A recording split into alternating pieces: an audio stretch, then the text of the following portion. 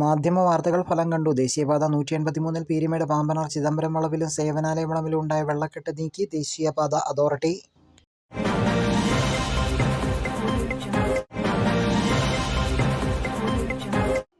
ദേശീയപാത 183-ൽ പീരുമേട് പാമ്പനാർ ടൗണിന് സമീപം ചിദംബരം വളവിലും സേവനാലയം വളവിലുമായിരുന്നു റോഡിൽ വലിയ രീതിയിൽ വെള്ളക്കെട്ട് രൂപപ്പെട്ടത്. വലിയ 2 വളവുകളാണ് ഇവിടെയുള്ളത്. ഈ വളവിൻ്റെ ഒരു സൈഡിൽ വലിയ രീതിയിലാണ് വെള്ളക്കെട്ട് ഉണ്ടാകുന്നത്. ഇത് ചെറുവാഹന യാത്രക്കാർക്കും കാൽനട യാത്രക്കാർക്കും വലിയ പ്രതിസന്ധിയാണ് സൃഷ്ടിച്ചിരുന്നത്.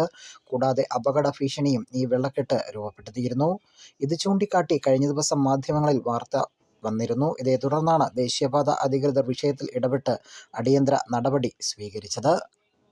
ദേശീയപാത 183-ൽ കഴിഞ്ഞ കാലവർഷത്തിൽ വെള്ളം ചിദംബരം വളവിലും അതോടൊപ്പം തന്നെ സേവനാലയം വളവിലും വെള്ളം കെട്ടിക്കിടക്കുന്ന സ്ഥിതി ഉണ്ടായിരുന്നു.